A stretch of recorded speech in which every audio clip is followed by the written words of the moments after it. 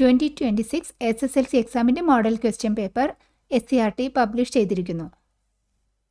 ഈ sample question പേപ്പറിൻ്റെ physics set B questions ആണ് അതിൻ്റെ ഡീറ്റെയിൽഡ് സൊല്യൂഷൻസോടുകൂടി ടോപ്പ് ട്യൂഷൻ ഇന്ന് ഡിസ്കസ് ചെയ്യുന്നത്.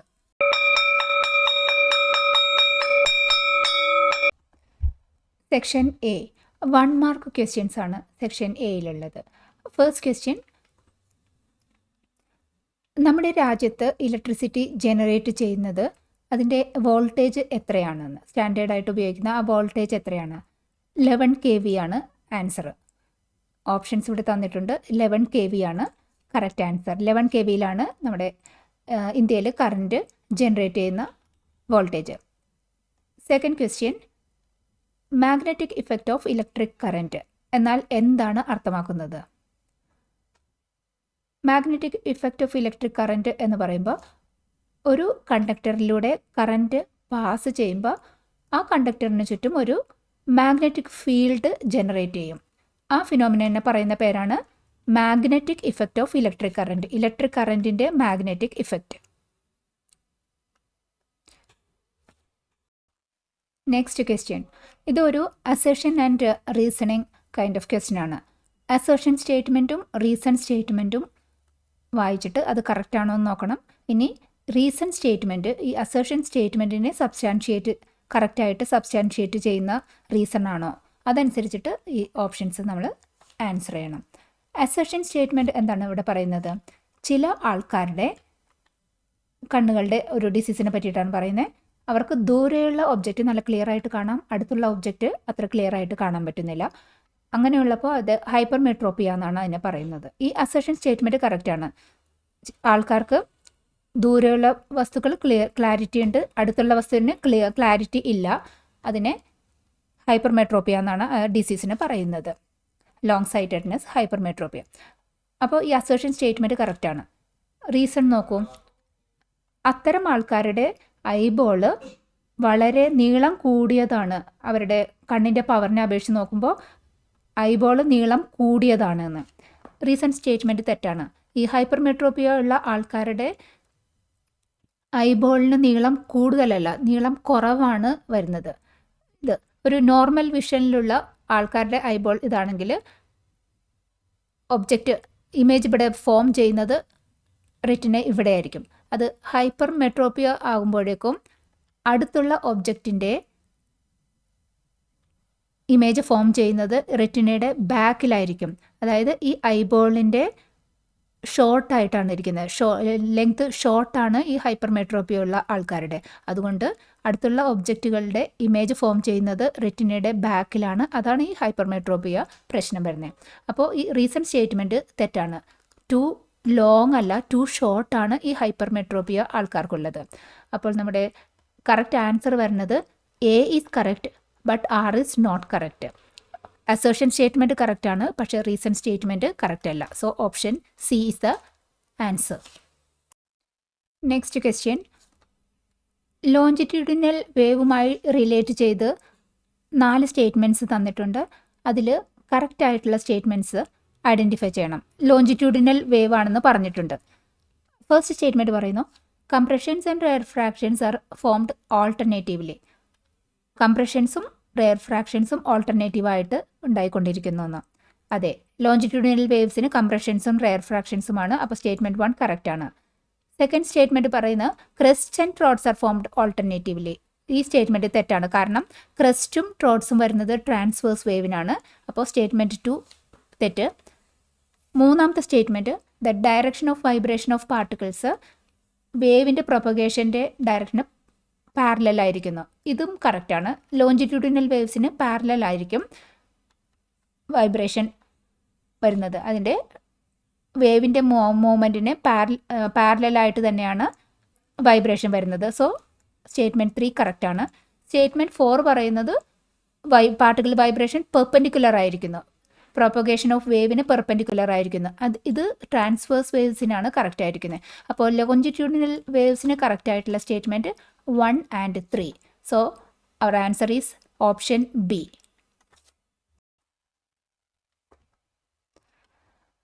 സെക്ഷൻ ബി ആണ് നെക്സ്റ്റ്. സെക്ഷൻ ബി ഫസ്റ്റ് ക്വസ്റ്റ്യനിൽ ഒരു 3 വേവ്സ് തന്നിട്ടുണ്ട്. 2 ക്വസ്റ്റ്യൻസ് ഉണ്ട് ഇവിടെ. ഏത് വേവിനാണ് ഹയസ്റ്റ് ഫ്രീക്വൻസി, അതിൻ്റെ കാരണവും ചോദിച്ചിട്ടുണ്ട്. തന്നിരിക്കുന്നതിൽ ഹയസ്റ്റ് ഫ്രീക്വൻസി ഉള്ളത് ക്യൂവിനാണ്. കാരണം more number of cycles at the same time ഇൻ്റർവെല്ലിൽ മോർ നമ്പർ ഓഫ് സൈക്കിൾസ് വന്നേക്കുന്നത് ക്യൂവിനാണ്. 6 ടൈമാണ് നമുക്ക് എക്സ് ആക്സിസിൽ, ഡിസ്പ്ലേസ്മെൻറ്റ് വൈ ആക്സിസിൽ. അപ്പോൾ എക്സ് ആക്സിസിലുള്ളത് ടൈം ആകുമ്പോൾ ഇവിടെ 6 സെക്കൻഡിൽ ഓരോ വേവിനും എത്ര വേവ്സ് ഉണ്ടായി എന്നാണ് നമുക്ക് അറിയുന്നത്. ഇവിടെ ക്യൂ നോക്കുമ്പോൾ 1 2 3 4 4.5 വേവ്സോളം ഉണ്ടായി ക്യൂവിന്. ബാക്കിയെല്ലാം അതിനേക്കാളും കുറവാണ്. അപ്പോൾ ക്യൂ ആണ് മാക്സിമം ഫ്രീക്വൻസി ഉള്ളത്. Next question, which wave has the highest amplitude.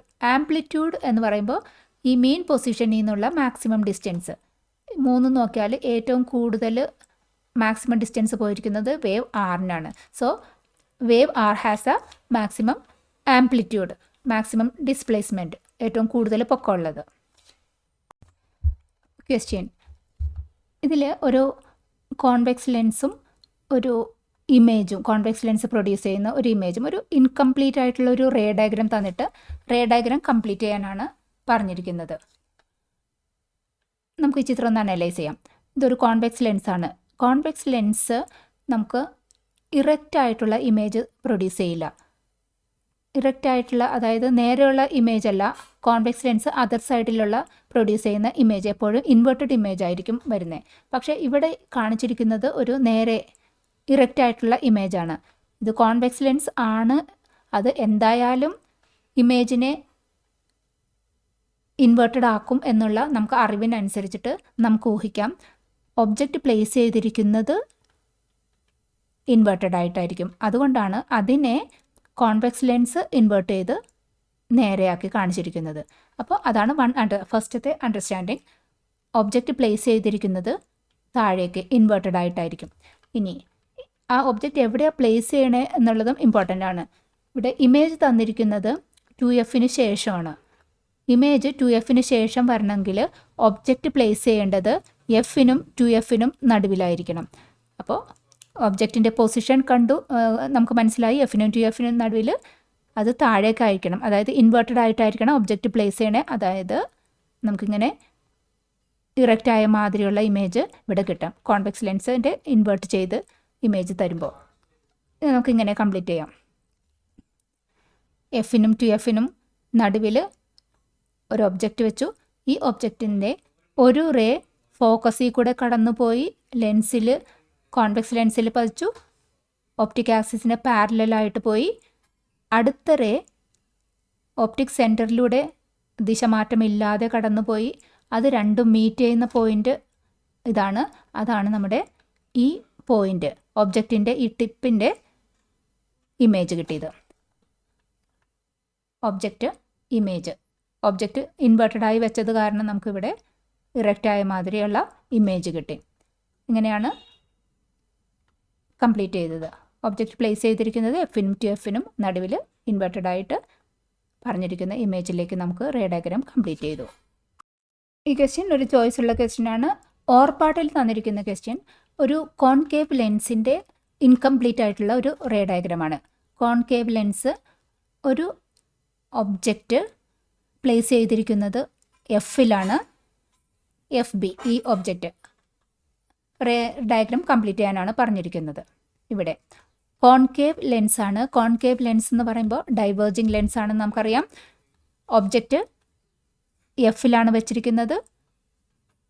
ഈ ടിപ്പിൽ നിന്ന് ഒരു റേ പാരലായി വന്ന് കോൺകേവ് ലെൻസിൽ പതിച്ചാൽ അത് ഡൈവേർജ് ചെയ്ത് പോകും. ആ ഡൈവേർജ് ചെയ്ത് പോകുന്ന ആ റേ ഈ ഫോക്കൽ പോയിന്റിൽ നിന്ന് വരുന്ന മാതിരിയാണ് നമുക്ക് അറിയുന്നത്. അപ്പോൾ ഇവിടെ നിന്ന് വരുന്ന റേ ഡൈവേർജ് ചെയ്ത് പോയി ബാക്ക്വേർഡ് എക്സ്റ്റൻഷൻ ചെയ്ത് ഫോക്കസ് പോയിന്റിലേക്ക് വരച്ചു. ഇനി ഒരു റേ, സെക്കൻഡ് റേ വരയ്ക്കേണ്ടത് ഡയറക്റ്റ് ടു ഒപ്റ്റിക് സെൻറ്ററിലേക്ക് വരയ്ക്കുക. സ്ട്രെയിറ്റ് ആയിട്ട് ദിശമാറ്റമില്ലാതെ കടന്നു പോകും.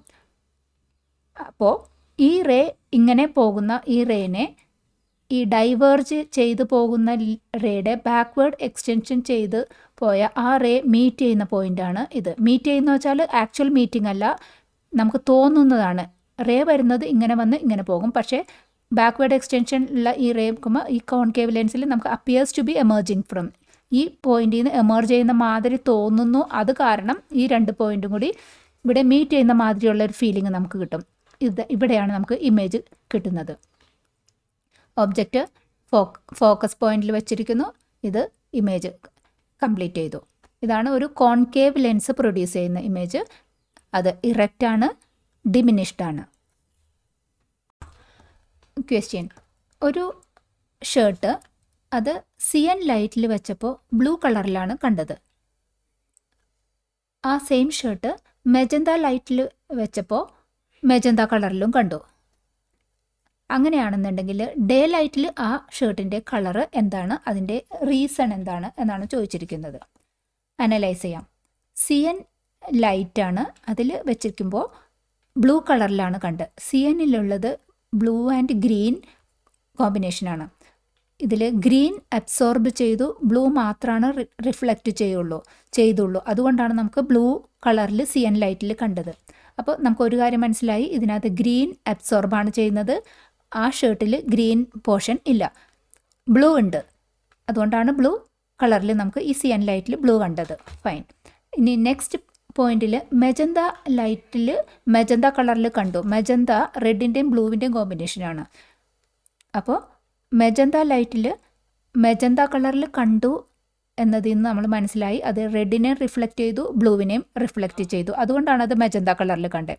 അപ്പോൾ റിയൽ അതിൽ ഉള്ള കളർ ഏതൊക്കെയാണ്? റെഡും ബ്ലൂവും ഉണ്ട്. അതുകൊണ്ട് അത് മെജന്ത കളറിൽ കണ്ടു. ആ ഒരു ഷർട്ട് വൈറ്റ് ലൈറ്റിൽ ഡേ ലൈറ്റിൽ വെച്ചിട്ടുണ്ടെന്നുണ്ടെങ്കിൽ അതിൻ്റെ കളറിൽ റെഡ് ഉണ്ട്, ബ്ലൂ ഉണ്ട് എന്ന് നമുക്ക് ഓൾറെഡി തിരിഞ്ഞു. ഗ്രീൻ ഇല്ല, ഗ്രീൻ ഇവിടെ അബ്സോർബ് ചെയ്തു. ഗ്രീൻ ഇല്ല എന്നും തിരിഞ്ഞു. അപ്പോൾ ഡേ ലൈറ്റിൽ വെച്ചാലും അതിൻ്റെ കളറ് മെജന്തയായിരിക്കും. അതിനെ റെഡിനെയും ബ്ലൂവിനെയുമാണ് റിഫ്ലക്റ്റ് ചെയ്യുള്ളൂ, ഗ്രീനിനെ അബ്സോർബ് തന്നെയാണ് ചെയ്യുന്നുള്ളൂ. അപ്പോൾ മെജന്തയായിരിക്കും ഡേ ലൈറ്റിലുള്ള ആ ഷർട്ടിൻ്റെ കളറ്. ഈ ക്വസ്റ്റ്യനിൽ ഷർട്ട് മെജന്ത ലൈറ്റിൽ വെച്ചപ്പോൾ മെജന്ത കളറിൽ കണ്ടു, സിയൻ ലൈറ്റിൽ വെച്ചപ്പോൾ ബ്ലൂ കളറിൽ കണ്ടു. അതിൻ്റെ അടിസ്ഥാനത്തിൽ നമുക്ക് മനസ്സിലായി ഈ ഷർട്ടിൻ്റെ റിയൽ കളറ് ഡേ ലൈറ്റിൽ മെജന്തയാണെന്ന്. ഇപ്പോൾ മെജന്ത ലൈറ്റിൽ മെജന്ത കളറിൽ കണ്ട് സിയൻ ലൈറ്റിൽ സിയൻ കളറിലുമാണ് കണ്ടിരുന്നത് എങ്കിൽ എന്തായിരിക്കും ആ ഷർട്ടിൻ്റെ കളറ്? മെജന്ത ലൈറ്റിൽ മെജന്ത കണ്ടു എന്ന് പറയുമ്പോൾ നമുക്ക് മനസ്സിലായി റെഡിനെയും ബ്ലൂവിനെയും അത് റിഫ്ലക്റ്റ് ചെയ്തു. ആ ഷർട്ടിൽ റെഡും ഉണ്ട്, ബ്ലൂവും ഉണ്ട്. ഇനി സിയൻ ലൈറ്റിൽ സിയൻ ആണ് കണ്ട് എങ്കിൽ ആ ഷർട്ടിൽ ബ്ലൂ കോമ്പിനേഷനും ബ്ലൂ ഉണ്ട്, ഗ്രീനും ഉണ്ട്. സിയൻ ലൈറ്റിൽ സിയനിൽ തന്നെ കണ്ടിരുന്നു എങ്കിൽ അതിൻ്റെ അർത്ഥം റെഡ് ഉണ്ട്, ബ്ലൂ ഉണ്ട്, ഗ്രീൻ ഉണ്ട്. അങ്ങനെയാണെങ്കിൽ ആ ഒരു ഷർട്ട് നമ്മൾ ഡേ ലൈറ്റിൽ വെക്കുകയാണെന്നുണ്ടെങ്കിൽ ആ ഷർട്ടിൻ്റെ കളർ എന്തായിരിക്കും? RGB 3 ഉള്ളപ്പോൾ ആ shirt white കളറായിരിക്കും.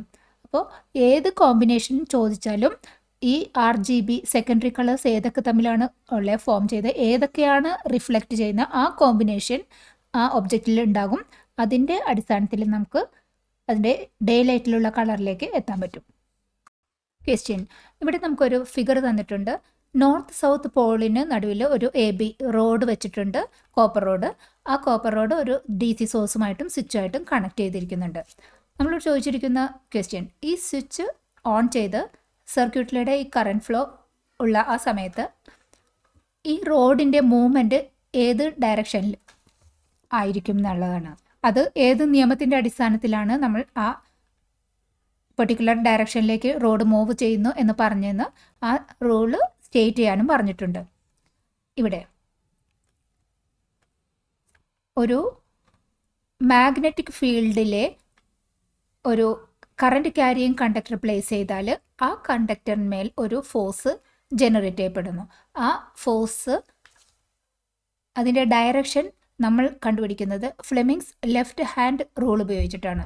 Fleming's left hand rule എന്താ പറയുന്നത് വെച്ചാൽ കറൻറ്റിൻ്റെ ഡയറക്ഷനിൽ നമ്മൾ നമ്മുടെ മിഡിൽ ഫിംഗർ വെക്കുക,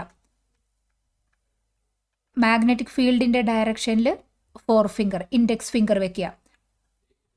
അങ്ങനെയാണെങ്കിൽ ഈ തമ്പ് ഡയറക്റ്റ് ചെയ്യുന്നത് ഏത് ഡയറക്ഷനിലാണോ അതായിരിക്കും ഫോഴ്സിൻ്റെ ഡയറക്ഷൻ. ഇവിടെ നോക്കൂ, സെല്ല് പോസിറ്റീവിൽ നിന്നാണ് കറണ്ട് ഫ്ലോ തുടങ്ങുന്നത്. ഇവിടെ വന്നു A to B ആണ് കറണ്ട് ഫ്ലോ. അപ്പോൾ മിഡിൽ ഫിംഗർ നമ്മൾ ഈ ഡയറക്ഷനിൽ കറണ്ടിൻ്റെ ഡയറക്ഷനിൽ ആക്കി. ഇനി മാഗ്നറ്റിക് ഫീൽഡിൻ്റെ ഡയറക്ഷൻ നമ്മൾ എങ്ങനെ സെറ്റ് ചെയ്യുക? Magnetic field north to south ആയിരിക്കും ഫ്ലക്സിൻ്റെ ഡയറക്ഷൻ നമ്മൾ വെക്കുന്നത്. അപ്പോൾ നോർത്തിൽ നിന്ന് സൗത്തിലേക്ക് പോയിന്റ് ചെയ്യണം. അതായത് ഇത് നോർത്ത്, ഇത് സൗത്ത്. അപ്പോൾ നോർത്ത് ടു സൗത്തിലേക്ക് ഇൻഡെക്സ് ഫിംഗറും കറണ്ടിൻ്റെ ഈ ഡയറക്ഷനിലേക്ക് കറൻറ്റും. അങ്ങനെയാണെങ്കിൽ നമ്മുടെ തമ്പ് മേളിലേക്കല്ലേ, അപ്വേർഡ് ആയിട്ടാണ് ഉള്ളത്. ഇതാണ് ഫോഴ്സിൻ്റെ ഡയറക്ഷൻ. അപ്പോൾ ഈ സിറ്റുവേഷനിൽ റോഡ് മൂവ് ചെയ്യുന്നത് അപ്വേർഡ് ഡയറക്ഷനിലാണ്. നമ്മുടെ തമ്പ് പോയിന്റ് ചെയ്തത് അപ്വേർഡിലേക്കാണ്. ഫ്ലെമിങ്സ് ലെഫ്റ്റ് ഹാൻഡ് റൂൾ അനുസരിച്ചിട്ടാണ് നമ്മൾ ആ ഡയറക്ഷൻ ഡിസൈഡ് ചെയ്തത്. ഈ റൂൾ അനുസരിച്ചിട്ട് കറൻറ്റ് മിഡിൽ ഫിംഗറും മാഗ്നറ്റിക് ഫീൽഡിൻ്റെ ഡയറക്ഷൻ ഇൻഡെക്സ് ഫിംഗറും വെച്ചിട്ട് സെറ്റ് ചെയ്താൽ തമ്പിൻ്റെ ഡയറക്ഷൻ കാണിക്കുന്ന അതാണ് ഫോഴ്സ് ജനറേറ്റ് ചെയ്യുന്ന ആ ഫോഴ്സിൻ്റെ ഡയറക്ഷൻ. അപ്പോൾ ഈ സിറ്റുവേഷനിൽ റോഡ് മൂവ് ചെയ്യുന്നത് അപ്വേർഡ്. ക്വസ്റ്റ്യൻ, ഇത് ചോയ്സ് ഉള്ള ക്വസ്റ്റ്യൻ ആണ്. ഓർ ക്വസ്റ്റ്യൻ എന്താ ചോദിച്ചിരിക്കുന്നത്? ഒരു ഫിഗർ തന്നിട്ടുണ്ട്, അതിൽ ഏത് ഡിവൈസിൻ്റെ ആണെന്നാണ് ഫസ്റ്റ് ക്വസ്റ്റ്യൻ. ഇതൊരു മൂവിങ് കോയിൽ ലൗഡ് സ്പീക്കറാണ്. മൂവിങ് കോയിൽ ലൗഡ് സ്പീക്കർ അത് ഏത് പ്രിൻസിപ്പലിൻ്റെ അടിസ്ഥാനത്തിലാണ് വർക്ക് ചെയ്യുന്നത്, അവിടെയുള്ള എനർജി കൺവേർഷൻ എന്താണെന്ന് അതും ചോദിച്ചിട്ടുണ്ട്. ഈ moving coil loud speaker work ചെയ്യുന്നത് മോട്ടോർ പ്രിൻസിപ്പൽ അടിസ്ഥാനത്തിലാണ്. മോട്ടോർ പ്രിൻസിപ്പൽ അടിസ്ഥാനത്തിൽ എന്ന് പറയുമ്പോൾ ഒരു മാഗ്നറ്റിക് ഫീൽഡിൽ ഒരു കറണ്ട് ക്യാരിയിങ് കണ്ടക്ടർ വെച്ചാൽ ആ കറണ്ട് ക്യാരിയിങ് കണ്ടക്ടറിന്മേൽ ഒരു ഫോഴ്സ് അനുഭവപ്പെടും. അതാണ് മോട്ടോർ പ്രിൻസിപ്പൽ. ആ അടിസ്ഥാനത്തിലാണ് ഈ മൂവിങ് കോയിൽ ലൗഡ് സ്പീക്കറും വർക്ക് ചെയ്യുന്നത്. അത് കറണ്ട് ക്യാരിയിങ് കണ്ടക്ടർ ഇലക്ട്രിക്കൽ സിഗ്നലാണ് ഇൻപുട്ട് വരുന്നത്. ഇത് ഒരു മാഗ്നറ്റിക് ഫീൽഡിൽ ആണ് ഈ കറണ്ട് ക്യാരിയിങ് കണ്ടക്ടർ വരുന്നത്. അപ്പോൾ ആ ജനറേറ്റ് ചെയ്യപ്പെടുന്ന ആ ഫോഴ്സ് ആണ് ഡയഫ്രത്തിനെയൊക്കെ മൂവ് ചെയ്ത് നമുക്ക് സൗണ്ട് എനർജിയിലേക്ക് വീണ്ടും കൺവേർട്ട് ചെയ്ത് വരുന്നത്. അപ്പോൾ മോട്ടോർ പ്രിൻസിപ്പിളാണ് ഈ മൂവിങ് കോയിൽ ലൗഡ് സ്പീക്കറിൽ ഉള്ളത്. അവിടെയുള്ള energy conversion electrical energy, signal വരുന്നത് ഇലക്ട്രിക്കൽ. അപ്പോൾ ഇലക്ട്രിക്കൽ എനർജി ആദ്യം മെക്കാനിക്കൽ എനർജി ആയിട്ടാണ് മാറുന്നത്. അതായത് ഫോഴ്സ് ജനറേറ്റ് ചെയ്യുമ്പോൾ ആ വൈബ്രേഷൻ ആ മെക്കാനിക്കൽ എനർജി ക്രിയേറ്റ് ചെയ്യും. അതാണ് നമുക്ക് സൗണ്ടായിട്ട് കേൾക്കാൻ പറ്റുന്നത്. So electrical energy to mechanical energy, അതാണ് സൗണ്ട് എനർജി ആയിട്ട് മാറുന്നത് മൂവിങ് കോയിൽ ലൗഡ് സ്പീക്കറിൽ. ക്വസ്റ്റ്യൻ, ഇവിടെ 3 wires PQR wires same length ആണ്, പക്ഷേ ഡിഫറെൻറ്റ് തിക്നെസ്സിലുള്ള വയേഴ്സ്. എല്ലാം ഉണ്ടാക്കിയിരിക്കുന്നത് നിക്രോം വെച്ചിട്ടാണ്. ഈ 3 വയേഴ്സും സെയിം ടെമ്പറേച്ചറിലാണ് വെച്ചിരിക്കുന്നതെന്നും പറഞ്ഞിട്ടുണ്ട്. നമ്മളോട് ഫസ്റ്റ് ചോദിച്ചിരിക്കുന്നത് ഇതിൽ PQR, ഇതിൽ ഏതിലാണ് ഹയർ റെസിസ്റ്റൻസ് ഉള്ളത്? റെസിസ്റ്റൻസ് ഏറ്റവും കൂടുതലുള്ളത് Pക്കായിരിക്കും. കാരണം റെസിസ്റ്റൻസ് എന്നുള്ളത് അത് directly proportional to length of the വയറും inversely proportional to area of cross സെക്ഷനുമായിരിക്കും റെസിസ്റ്റൻസ്. ലെങ്ത് ഈ 3 കേസിലും സെയിം ആണ്. അപ്പോൾ ലെങ്തിനെ അടിസ്ഥാനപ്പെടുത്തിയിട്ട് റെസിസ്റ്റൻസ് മാറുന്നില്ല ഇവിടെ. പക്ഷേ ഏരിയ ഓഫ് ക്രോസ് സെക്ഷൻ വേറെയാണ്. Area of cross section inversely proportional to resistance ആയത് കാരണം റെസിസ്റ്റൻസ് ഏറ്റവും കൂടുതലുള്ളത് ഏറ്റവും കുറവ് ഏരിയ ഓഫ് ക്രോസ് സെക്ഷനുള്ള Pയിലാണ്. ഇനി സെക്കൻഡ് സ്റ്റേറ്റ്മെൻറ്റ്, ഒരു സ്റ്റേറ്റ്മെൻറ്റിൽ ഇവർ പറയുന്നു P has the highest resistivity. Pക്ക് ഹയസ്റ്റ് റെസിസ്റ്റൻസ് ഉണ്ടെന്ന് നമ്മൾ പറഞ്ഞു. ഇനി ഈ സ്റ്റേറ്റ്മെൻറ്റിൽ ഇവർ പറയുന്നു റെസിസ്റ്റിവിറ്റി Pക്കാണ് ഏറ്റവും കൂടുതൽ. ആ സ്റ്റേറ്റ്മെൻറ്റിനെ കുറിച്ചുള്ള നമ്മുടെ കമൻറ്റ് എന്താണെന്നാണ് ചോദിച്ചിരിക്കുന്നത്. അതിൻ്റെ റീസണും ചോദിച്ചിരിക്കുന്നുണ്ട്. ഈ സ്റ്റേറ്റ്മെൻറ്റ് തെറ്റാണ്. കാരണം P has A highest resistivity എന്ന് നമുക്ക് പറയാൻ പറ്റില്ല. കാരണം റെസിസ്റ്റിവിറ്റി എന്ന് പറയുമ്പോൾ അത് ഏത് മെറ്റീരിയൽ വെച്ചിട്ടാണോ ആ റോഡ് ഉണ്ടാക്കിയത് ആ മെറ്റീരിയലിൻ്റെ പ്രോപ്പർട്ടിയാണ് റെസിസ്റ്റിവിറ്റി. ഇവിടെ നിക്രോം തന്നെയാണ് PQR വയേഴ്സ് ഉണ്ടാക്കാനായിട്ട് ഉപയോഗിച്ചിരിക്കുന്നത്. പിന്നെ ടെമ്പറേച്ചറും സെയിം ആണ് എന്ന് പറഞ്ഞിട്ടുണ്ട്. അപ്പോൾ ടെമ്പറേച്ചറിനനുസരിച്ചിട്ടും ആ റെസിസ്റ്റിവിറ്റി മാറുന്നില്ല, സെയിം തന്നെയാണ്. അപ്പോൾ പിക്കും ക്യൂക്കും ആറിനും സെയിം റെസിസ്റ്റിവിറ്റിയാണ് ഉള്ളത്. റെസിസ്റ്റിവിറ്റി എന്നുള്ള ആ പ്രോപ്പർട്ടി വയറിൻ്റെ ലെങ്ത്തിനെയോ ഏരിയ ഓഫ് ക്രോസ് സെക്ഷനോ അങ്ങനെ ഡയമെൻഷനെ ഒന്നും ഡിപ്പെൻഡ് ചെയ്യില്ല. ഓൺലി ആ മെറ്റീരിയലിനെ മാത്രം, ടെമ്പറേച്ചറിനെ മാത്രം ഡിപ്പെൻഡ് ചെയ്യുന്ന ഒരു പ്രോപ്പർട്ടിയാണ് റെസിസ്റ്റിവിറ്റി. അപ്പോൾ പി ക്യു ആറിന് സെയിം റെസിസ്റ്റിവിറ്റിയാണ്. പി ക്യു കൂടുതലാണെന്ന് പറഞ്ഞാൽ അത് എഗ്രി ചെയ്യാൻ പറ്റില്ല. കൊടുക്കും തോറും ഏറിടും, വിദ്യ തന്നെ മഹാധനം. ഈ വീഡിയോ ഉപകാരപ്പെട്ടുവെങ്കിൽ ഷെയർ ചെയ്യൂ, ലൈക്ക് ചെയ്യൂ. ക്വസ്റ്റ്യൻ: സ്റ്റെപ്പ് അപ്പ് ട്രാൻസ്ഫോമറും സ്റ്റെപ്പ് ഡൗൺ ട്രാൻസ്ഫോമറും തമ്മിലുള്ള 2 ഡിഫറൻസസ് ആണ് ചോദിച്ചിരിക്കുന്നത്. ആൻസർ ചെയ്യാം. നമ്മളിവിടെ 4 ഡിഫറൻസസ് പോപ്പുലേറ്റ് ചെയ്തിട്ടുണ്ട്. ഇതിൽ ഏതെങ്കിലും 2 കമ്പാരിസൺ ആൻസർ ചെയ്താൽ മതിയാകും. ആദ്യം സ്റ്റെപ്പ് അപ്പ് ട്രാൻസ്ഫോമർ. നമ്മൾ voltage, number of turns, current, കോയിലിൻ്റെ തിക്നെസ്, ഈ 4 പാരാമീറ്ററാണ് നമ്മൾ സ്റ്റെപ്പ് അപ്പ് ട്രാൻസ്ഫോമറിൽ എങ്ങനെ ഇരിക്കും, സ്റ്റെപ്പ് ഡൗൺ ട്രാൻസ്ഫോമറിൽ എങ്ങനെ ഇരിക്കുന്നു ആൻസർ ചെയ്യേണ്ടത്. ഇവിടെ ഫസ്റ്റ് വോൾട്ടേജ് തന്നെ നോക്കാം. ഈ സ്റ്റെപ്പ് അപ്പ് ട്രാൻസ്ഫോമർ എന്ന് പറയുമ്പോൾ അതൊരു വോൾട്ടേജ് കൂട്ടുന്ന ട്രാൻസ്ഫോമറാണ്. അതായത് പ്രൈമറിയേക്കാളും വോൾട്ടേജ് കൂടിയാണ് നമുക്ക് സെക്കൻഡറി കിട്ടുന്നത്. അപ്പോൾ അത് തന്നെ ഫസ്റ്റത്തെ കമ്പാരിസൺ ചെയ്യാം. വോൾട്ടേജ് ഓഫ് പ്രൈമറി ആണ് കുറവ്, that is V P less than V S. അത് ക്ലിയറായി. ഇനി സ്റ്റെപ്പ് അപ്പ് ട്രാൻസ്ഫോമറിൻ്റെ തന്നെ രണ്ടാമത്തെ പാരാമീറ്റർ നമ്പർ ഓഫ് ടേൺസ്. ഈ നമ്പർ ഓഫ് ടേൺസ് പ്രൈമറിയിലും സെക്കൻഡറിയിലും എങ്ങനെയാകും എന്നുള്ളത് ഈ വോൾട്ടേജിൻ്റെ അതേ റിലേഷൻ തന്നെയാണ്. പ്രൈമറിയുടെയും സെക്കൻഡറിയുടെയും വോൾട്ടേജിൻ്റെ അതേ റിലേഷൻ തന്നെയാണ് പ്രൈമറിയുടെയും സെക്കൻഡറിയുടെയും നമ്പർ ഓഫ് ടേൺസും. ഇവിടെ സെക്കൻഡറിയുടെയാണ് വോൾട്ടേജ് കൂടുതൽ, അപ്പോൾ നമ്പർ ഓഫ് ടേൺസും സെക്കൻഡറിയുടെ തന്നെയാണ് കൂടുതൽ.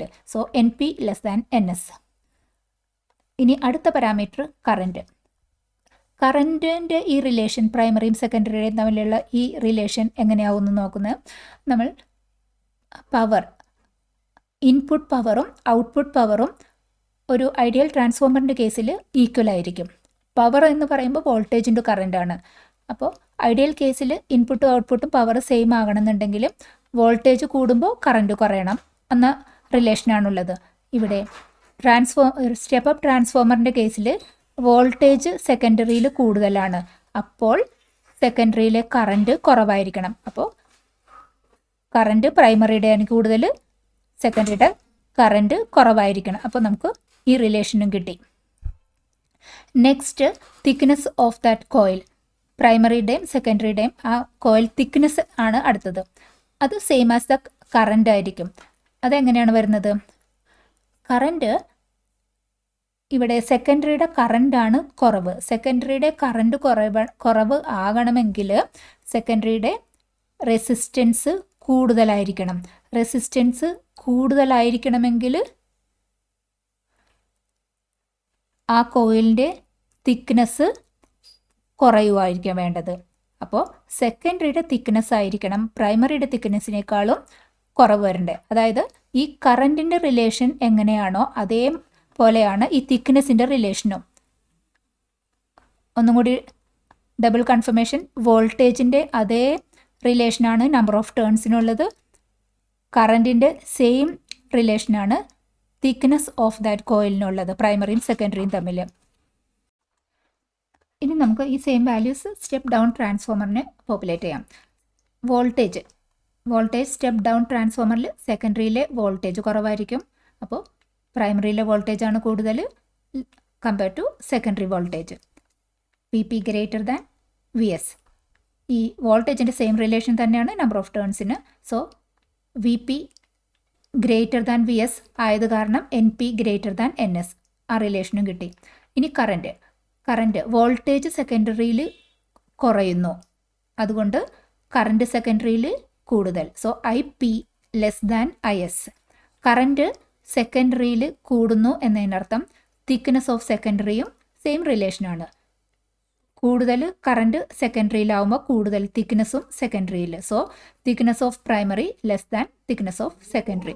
അപ്പോൾ ഈ 4 പാരാമീറ്റേഴ്സിൻ്റെയും വാല്യൂസ് സ്റ്റെപ്പ് അപ്പ് ട്രാൻസ്ഫോമറിലും സ്റ്റെപ്പ് ഡൗൺ ട്രാൻസ്ഫോമറിലും നമുക്ക് കിട്ടി. ഇനി ഡേറ്റ പോപ്പുലേറ്റ് ചെയ്തു. ഇനി നമുക്ക് എങ്ങനെയാണ് 2 ഡിഫറൻസസ് ആണ് നമ്മളോട് ചോദിച്ചിരിക്കുന്നത്. അപ്പോൾ ആദ്യം വോൾട്ടേജിലുള്ള ഡിഫറൻസ് വെച്ചിട്ട് നമുക്ക് പറയാം. സ്റ്റെപ്പ് അപ്പ് ട്രാൻസ്ഫോമറിൽ വോൾട്ടേജ് കൂടുതലുള്ളത് സെക്കൻഡറിയിലാണ്. സ്റ്റെപ്പ് ഡൗൺ ട്രാൻസ്ഫോമറിൽ വോൾട്ടേജ് കൂടുതലുള്ളത് പ്രൈമറിയിലാണ്. അത് ഫസ്റ്റ് ഡിഫറൻസ്. ഇനി നമ്പർ ഓഫ് ടേൺസിൻ്റെ കാര്യത്തിലാണെങ്കിൽ സ്റ്റെപ്പ് അപ്പും സ്റ്റെപ്പ് ഡൗണും എങ്ങനെയാണ് കമ്പയർ ചെയ്യുന്നത്? നമ്പർ ഓഫ് ടേൺസ് സെക്കൻഡറിയിലാണ് കൂടുതൽ സ്റ്റെപ്പ് അപ്പ് ട്രാൻസ്ഫോമറിൽ. സ്റ്റെപ്പ് ഡൗൺ ട്രാൻസ്ഫോമറിൽ നമ്പർ ഓഫ് ടേൺസ് കൂടുതലുള്ളത് പ്രൈമറിയിലാണ്. അതാ സെക്കൻഡ് ഡിഫറൻസ്. ഇനി കറണ്ട് നോക്കുകയാണെങ്കിൽ കറണ്ട് പ്രൈമറിയിലാണ് കൂടുതൽ സ്റ്റെപ്പ് അപ്പ് ട്രാൻസ്ഫോമറിന്.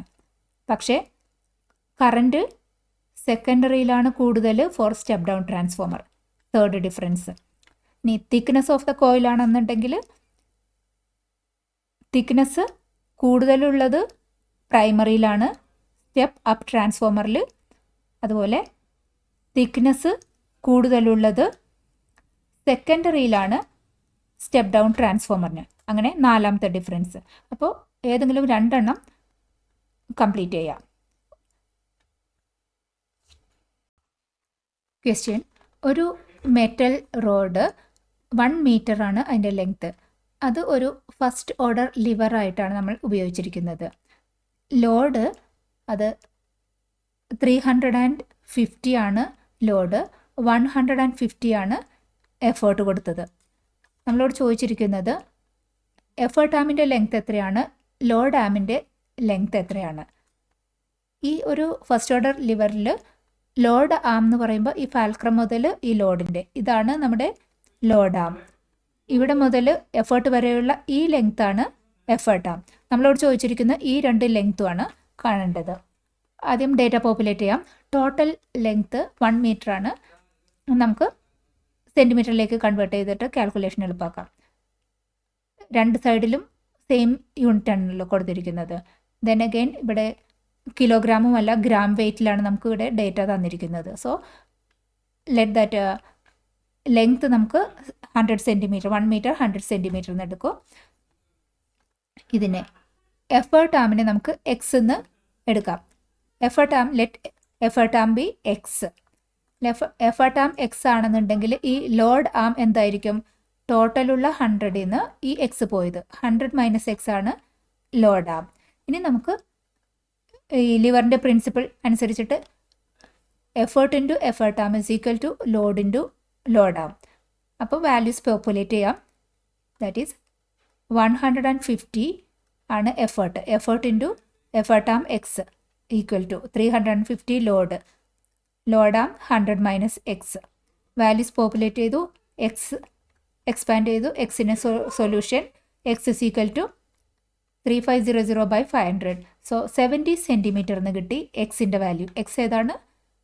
എഫേർട്ട് ആം. എഫേർട്ട് ആം ആണ് എക്സ്. അപ്പോൾ ലോഡ് ആം എന്തായിരിക്കും? 100 മൈനസ് എക്സ്. 100 മൈനസ് 70 30 ആണ് load arm. So effort arm is equal to 70 centimetre. Load arm is equal to 30 centimetre. Next section C ആണ്. Section C 3 mark questions ആണുള്ളത്. ഇവിടെ first question in section C, ഒരു tuning fork അതിൻ്റെ frequency 256 hertz ആണ്. അത് ഒരു ടേബിളിൽ അടിച്ച് അത് ഒരു സൗണ്ട് പ്രൊഡ്യൂസ് ചെയ്തു. ഇനി മറ്റൊരു ട്യൂണിംഗ് ഫോർക്ക് എടുത്തു. 288 ഹെർട്സ് ആണ് അതിൻ്റെ ഫ്രീക്വൻസി. ആ ട്യൂണിംഗ് ഫോർക്ക് വെച്ച് അടിച്ചപ്പോൾ ടേബിൾ പ്രൊഡ്യൂസ് ചെയ്ത സൗണ്ട് അത് നല്ല മാക്സിമത്തിലായിരുന്നു. കൂടുതൽ ലൗഡായിട്ടുള്ള മാക്സിമം വോയിസ് ആണ് ഈ സെക്കൻഡ് കേസിൽ കിട്ടിയത്. ചോദിച്ചിരിക്കുന്ന first question, what is the frequency of vibration of the table in the second case? In the first case, ഈ ഫസ്റ്റ് കേസിൽ ഫ്രീക്വൻസി ഓഫ് വൈബ്രേഷൻ, ടേബിളിൻ്റെ ഫ്രീക്വൻസി ഓഫ് വൈബ്രേഷൻ എന്താണ്, അതിൻ്റെ റീസൺ എന്താണ് എന്നാണ് ചോദിച്ചിരിക്കുന്നത്.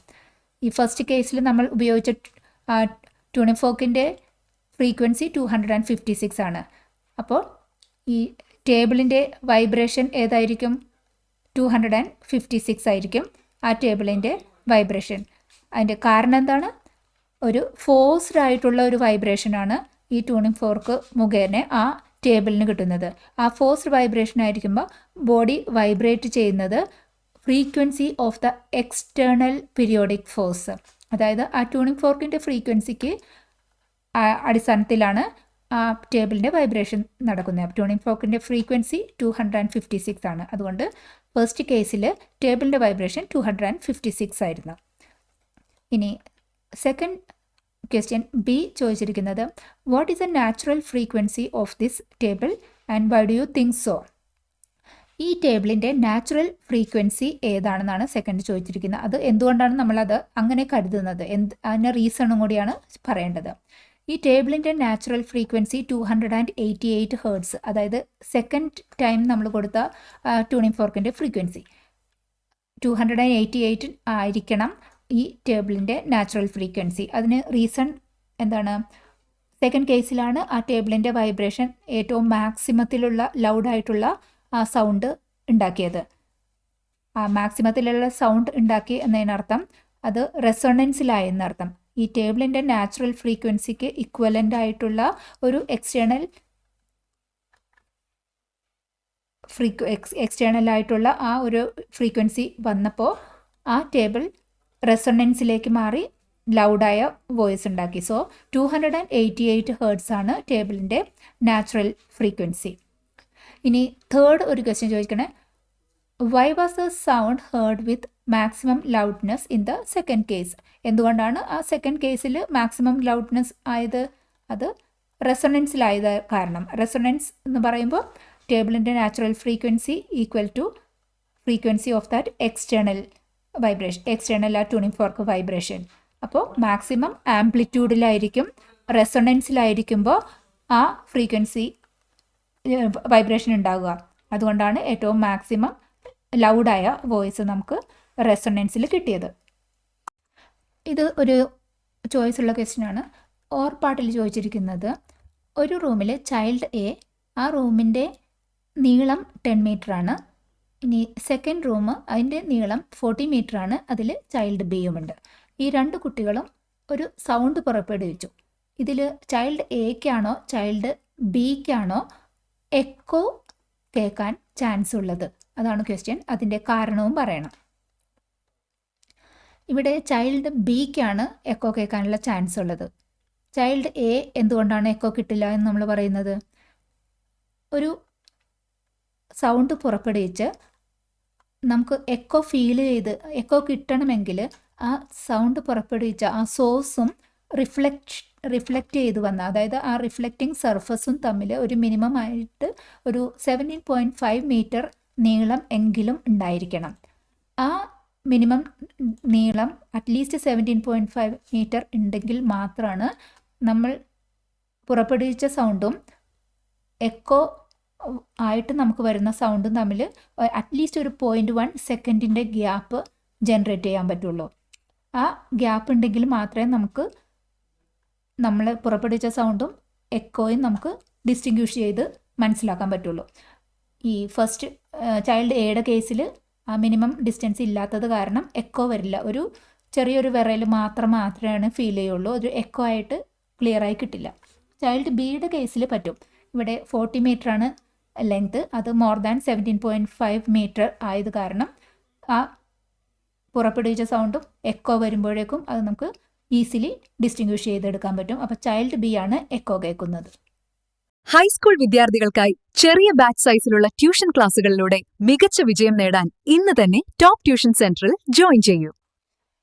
നെക്സ്റ്റ് ക്വസ്റ്റ്യൻ, ഒരു ഒബ്ജക്റ്റ് 6 സെൻറ്റിമീറ്റർ ആണ് അതിൻ്റെ ഹൈറ്റ്. അത് വെച്ചിരിക്കുന്നത് 60 centimetre away from A lens. ഇത് ഒരു ലെൻസാണ്. അതിൽ നിന്ന് 60 സെൻറ്റിമീറ്റർ എവേ ആയിട്ട് ഒരു 6 സെൻറ്റിമീറ്റർ നീളത്തിലുള്ള ഒരു ഒബ്ജക്റ്റ് വെച്ചിട്ടുണ്ട്. സ്ക്രീൻ അതർ സൈഡിൽ 40 centimetre away from the lens ഇമേജുമുണ്ട്. നമ്മളോട് ചോദിച്ചിരിക്കുന്നത് calculate the height of the image obtained if the object is at 40 centimetre from the lens. ഇത് ആദ്യത്തെ കേസിലെയാണ് ഡേറ്റയൊക്കെ തന്നത്. ഇനി ക്വസ്റ്റ്യൻ ചോദിച്ചിരിക്കുന്നത് ആ object 40 centimetre away from the lens ആണ് വെച്ചിരുന്നത് എങ്കിൽ എന്താണ് ആ ഇമേജിൻ്റെ ഹൈറ്റ് ഓഫ് ദ ഇമേജ് ഈ സെക്കൻഡ് കേസിലാണ്, അതാണ് കാൽക്കുലേറ്റ് ചെയ്യേണ്ടത്. ഈ height of the image second കേസിൽ കാണണമെന്നുണ്ടെങ്കിൽ നമുക്ക് ഈ ലെൻസിൻ്റെയും കുറച്ച് പ്രോപ്പർട്ടീസൊക്കെ നമുക്ക് അറിയണം. അപ്പോൾ ഈ ആദ്യത്തെ കേസിൻ്റെ തന്നിരിക്കുന്ന ആ ഡേറ്റ ഉപയോഗിച്ച് നമുക്ക് ആവശ്യമുള്ള പാരാമീറ്റർ കണ്ടുപിടിച്ചിട്ട് നമുക്ക് സെക്കൻഡ് കേസിൽ ഇമേജിൻ്റെ ഹൈറ്റ് കണ്ടുപിടിക്കുകയാണ് വേണ്ടത്. ഇവിടെ ആദ്യം തന്നിരിക്കുന്ന ഡേറ്റ എടുത്തെഴുതാം. ഇത് ലെൻസ്, ഒബ്ജക്റ്റ് പ്ലേസ് ചെയ്തിരിക്കുന്നത്, ഇത് ഇമേജിൻ്റെ ഈ ഒബ്ജക്റ്റിൻ്റെ ഹൈറ്റ് ആദ്യം തന്നിട്ടുണ്ട് 6 സെൻറ്റിമീറ്റർ, HO + 6 സെൻറ്റിമീറ്റർ. ഇനി യു ഏതാണ്? ഒബ്ജക്റ്റ് വെച്ചിരിക്കുന്നത് 60 centimetre away from the lens. Object വെച്ചിരിക്കുന്നത് 60 centimetre away from the lens എന്ന് പറയുമ്പോൾ യു ആണ് 60. യു നെഗറ്റീവായിട്ട് എടുക്കണം, കാരണം ഇതൊരു കോൺവെക്സ് ലെൻസിൽ ഇമേജ് നമ്മൾ കാർട്ടീഷ്യൻ കൺവെൻഷൻ അനുസരിച്ച് നോക്കുമ്പോൾ യു ഈ ഒപ്റ്റിക് സെൻട്രിൽ നിന്നുള്ളതാണ്, ബാക്ക്വേർഡാണ് എടുത്തത്. അപ്പോൾ കൺവെൻഷൻ അനുസരിച്ചിട്ട് ഒബ്ജക്റ്റ് ഡിസ്റ്റൻസ് നെഗറ്റീവായിട്ടാണ് വരുന്നത്. അപ്പോൾ U is equal to -60 centimetre. ഇനി വി എന്തായിരിക്കും? ഇമേജ് കിട്ടിയത് ഇവിടെ ഫസ്റ്റ് കേസിൽ 40 സെൻറ്റിമീറ്റർ ആണെന്ന് പറഞ്ഞിട്ടുണ്ട്. അപ്പോൾ വി 40 ആണ്. ഈ വിയുടെ വാല്യൂ പോസിറ്റീവ് തന്നെയായിരിക്കും, കാരണം ഒപ്റ്റിക് സെൻട്രിൽ നിന്ന് റൈറ്റിലേക്കാണ് മെഷർമെൻറ്റ്, ഇമേജിലേക്കുള്ള ഡിസ്റ്റൻസ്. അപ്പോൾ വി പോസിറ്റീവായി തന്നെ ഇരിക്കും. ഇനി ലെൻസ് ഫോർമുല അനുസരിച്ച് 1/f = 1/v - 1/u. അപ്പോൾ അതിൽ നിന്ന് എഫ് നമുക്ക് ഡിറൈവ് ചെയ്യണം. f = uv/u - v. നമുക്ക് യു ഉണ്ട്, വി ഉണ്ട്. അപ്പോൾ അതിൽ നിന്ന് എഫ് കാൽക്കുലേറ്റ് ചെയ്യാൻ പറ്റും. uv/u - v വാല്യൂ സബ്സ്റ്റിറ്റ്യൂട്ട് ചെയ്തു. f = 24 centimetre. Convex lens F, focal length നമുക്ക് കിട്ടിയിരിക്കുന്നത് 24 സെൻറ്റിമീറ്റർ. കോൺവെക്സ് ലെൻസ് ആണ്. ലെൻസിൻ്റെ ഫോക്കസ് ലെങ്ത് എപ്പോഴും പോസിറ്റീവ് തന്നെയാണ് കൺവെൻഷൻ അനുസരിച്ചിട്ട്.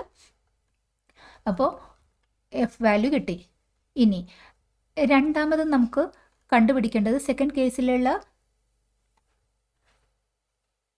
ഇമേജിൻ്റെ ഹൈറ്റാണ്. ഇമേജിൻ്റെ ഹൈറ്റ് കണ്ടുപിടിക്കണമെങ്കിൽ നമുക്ക് മാഗ്നിഫിക്കേഷൻ അങ്ങനെ എല്ലാ കാര്യങ്ങളിലും അറിയണം. അപ്പോൾ സെക്കൻഡ് കേസിൽ നമുക്ക് ഒബ്ജക്റ്റ് വെച്ചിരിക്കുന്നത് 40 centimetre away from the lens, അതായത് യുവിൻ്റെ വാല്യൂ 40ലേക്ക് മാറ്റി.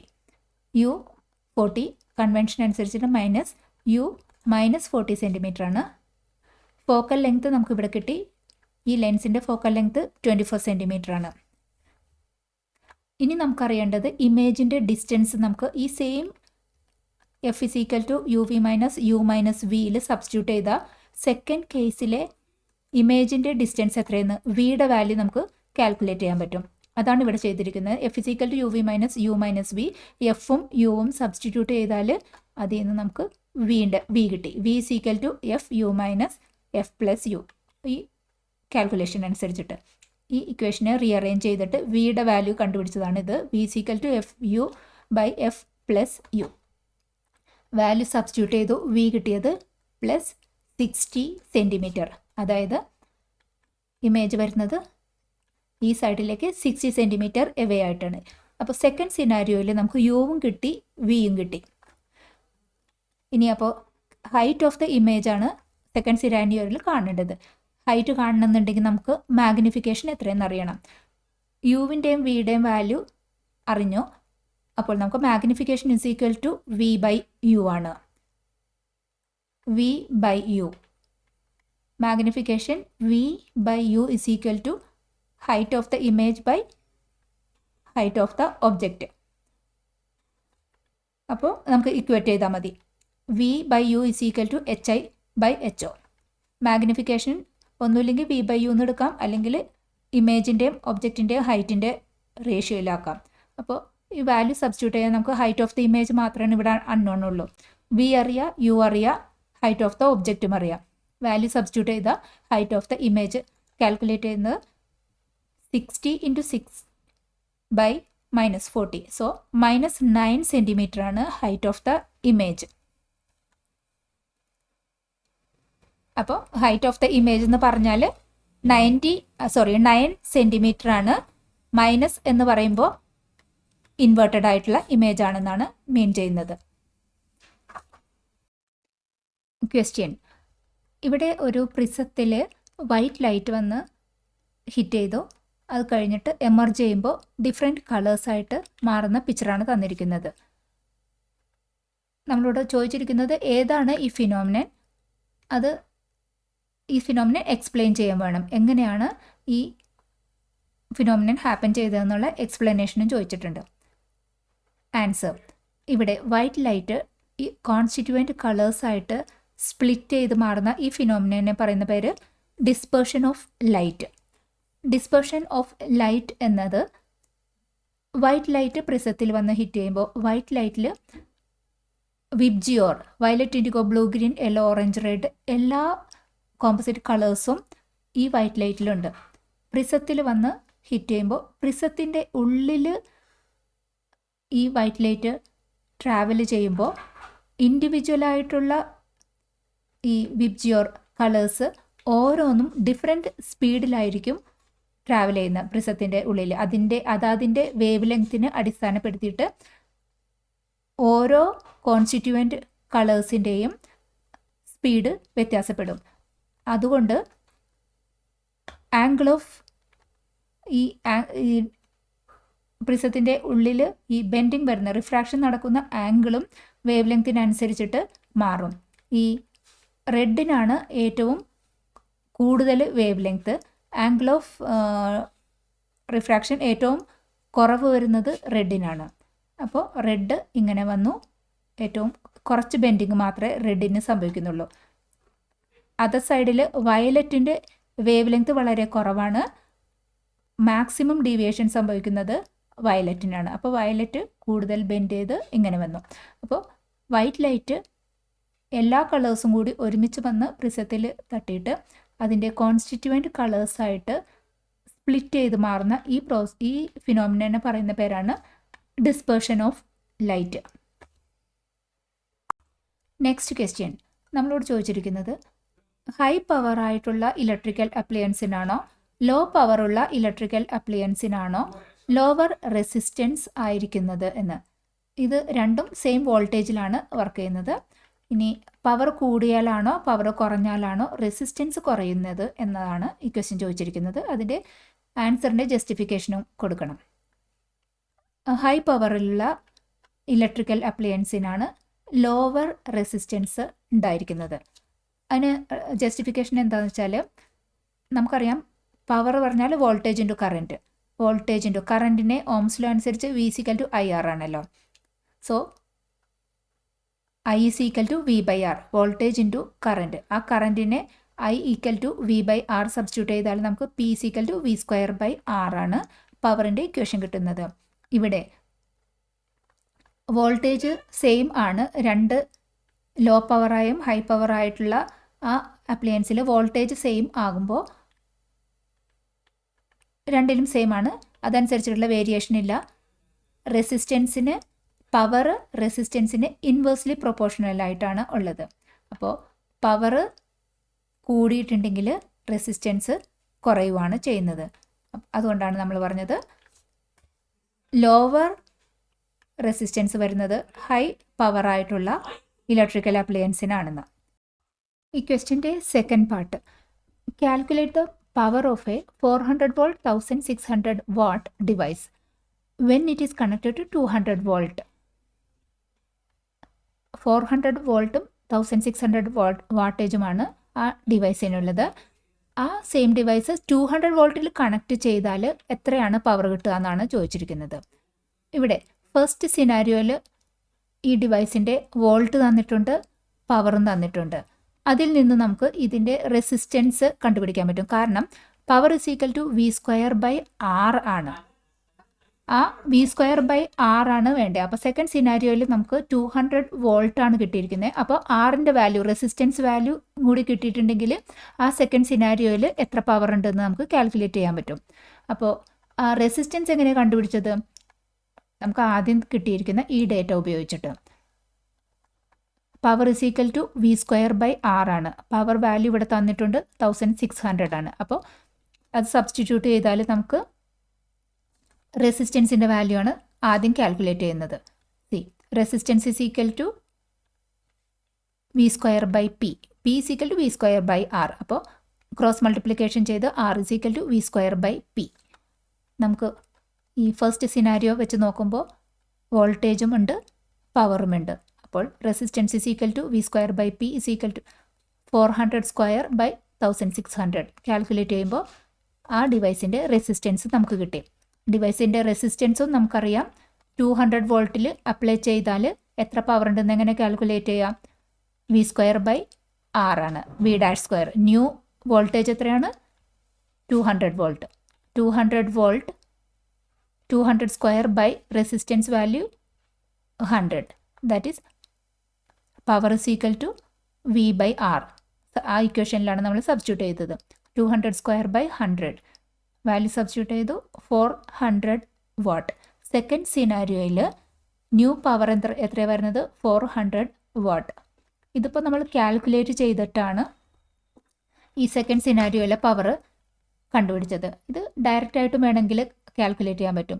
നമുക്കറിയാം power is equal to V²/R ആണ്. സെക്കൻഡ് സിനാരിയോയിൽ വോൾട്ടേജ് കുറയുവാണ് ചെയ്തിരിക്കുന്നത്, ഹാഫാക്കി. ഫസ്റ്റ് സിനാരിയോയിൽ 400 വോൾട്ട്, സെക്കൻഡ് സിനാരിയോയിൽ 200 വോൾട്ടേജ് ആക്കി ഹാഫാക്കി. അതായത് നമ്മളോട് ഇൻഡയറക്റ്റ്ലി ഈ ക്വസ്റ്റ്യൻ ചോദിച്ചിരിക്കുന്നത് വോൾട്ടേജ് ഹാഫായിട്ട് കുറച്ചാൽ ഈ പവറിനുള്ള വേരിയേഷനാണ്. Power is equal to V²/R ആണ്. പവർ വോൾട്ടേജ് ഹാഫാക്കി എന്ന് പറയുമ്പോൾ ഈ വോൾട്ടേജിന് പകരം V × 1/2 V/2 ആയിട്ടാണ് ഇരിക്കുന്നത്. അപ്പോൾ ഇത് സ്ക്വയർ ആയത് കാരണം 1/2ൻ്റെ സ്ക്വയർ ആയിട്ടാണ് ഈ പവറിലുള്ള വേരിയേഷൻ വരുന്നത്.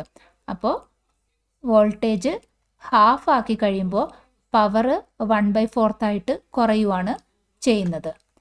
പവർ 1/4 ആയിട്ട് കുറയുക എന്ന് വെച്ചാൽ 1600 ആയിരുന്ന ആദ്യത്തെ കേസിൽ നിന്ന് 1600 × 1/4 കാൽക്കുലേറ്റ് ചെയ്യുമ്പോൾ 400 ആണ് സെക്കൻഡ് കേസിലെ വാട്ട്. അപ്പോൾ ഈ ഒരു ഇൻഫർമേഷൻ അനുസരിച്ചിട്ട് ഇൻഡയറക്റ്റ് ആയിട്ടും കാൽക്കുലേറ്റ് ചെയ്യുക, അല്ലെങ്കിൽ വാല്യൂ സബ്സ്റ്റിറ്റ്യൂട്ട് ചെയ്തും സെക്കൻഡ് സിനാരിയോയിലെ പവർ കാൽക്കുലേറ്റ് ചെയ്യാം. സോ 400 വാട്ടാണ് ആൻസർ. ക്വസ്റ്റ്യൻ: ഒരു വീട്ടിൽ ഉപയോഗിക്കുന്ന ഇലക്ട്രിക്കൽ അപ്ലയൻസിൻ്റെ, അതായത് ഇവിടെ 2 സെറ്റ് ബൾബ്സിൻ്റെ ഇലക്ട്രിക്കൽ എനർജി കൺസംഷൻ ആണ് കാൽക്കുലേറ്റ് ചെയ്യാൻ പറഞ്ഞിരിക്കുന്നത് ഫോർ 30 ഡേയ്സിലുള്ളത്. തന്നിരിക്കുന്നു 4 ലാംപ്സ് 60 വാട്ട് പവറാണുള്ളത്. 3 അവേഴ്സാണ് അത് വർക്ക് ചെയ്യിപ്പിച്ചത്. ഒരു ദിവസത്തിലെ കണക്കാണ് തന്നിരിക്കുന്നത് കേട്ടോ. അപ്പോൾ ലാംപ്സിൻ്റെ ആദ്യത്തെ 4 ലാംപ്സ് 4 × 60 വാട്ട് എത്ര നമ്പർ ഓഫ് അവേഴ്സ്? 3. അപ്പോൾ ഈ ഫസ്റ്റ് സെറ്റ് ഓഫ് ലാംപ്സിൻ്റെ എനർജി കൺസംഷൻ 720 വാട്ട് അവർ ആണ്. ഇനി വേറൊരു സെറ്റ് ഓഫ് ലാംപ്സ് 6 ലാംപ്സ് 40 വാട്ടിലുള്ള ആ ലാംപ്സ് 4 അവേഴ്സാണ് പെർ ഡേ ഉപയോഗിച്ചത്. അപ്പോൾ ആ സെറ്റിൻ്റെ energy consumption 6 × 40 × 4. 6 lamps 40 watt hour 40 watt, ഇത് 4 അവേഴ്സ്. അപ്പോൾ അത് കാൽക്കുലേറ്റ് ചെയ്തപ്പോൾ 960 വാട്ട് അവർ ആണ് സെക്കൻഡ് സെറ്റ് ഓഫ് ലാമ്പിൻ്റെ എനർജി കൺസംഷൻ. അപ്പോൾ ഒരു ദിവസത്തിലുള്ള ടോട്ടൽ എനർജി കൺസംഷൻ എന്ന് പറയുമ്പോൾ ഇത് രണ്ടും സം ചെയ്യണം. 720 + 960, അതായത് 1680 വാട്ട് അവർ ആണ് ഒരു ദിവസത്തിലെ ഈ 2 സെറ്റ് ഓഫ് ബൾബുകളുടെയും കൂടി ചേർന്നുള്ള കൺസംഷൻ. ഇത് വാട്ട് അവർ ആണ്. 1000 വെച്ച് ഡിവൈഡ് ചെയ്യുമ്പോൾ നമുക്ക് 1.68 കിലോ വാട്ട് അവർ ആയി. കിലോ വാട്ട് അവറിന് പറയുന്നത് യൂണിറ്റ്, അതായത് 1.68 യൂണിറ്റ് ആണ് പെർ ഡേ ആ വീട്ടിലുള്ള എനർജി കൺസംഷൻ. അപ്പോൾ 30 ഡേയ്സിൽ എത്രയാണെന്ന് നോക്കാൻ 1.68 × 30 that's equal to 50.4 kilo watt hour, അല്ലെങ്കിൽ 50.4 യൂണിറ്റ്സ്.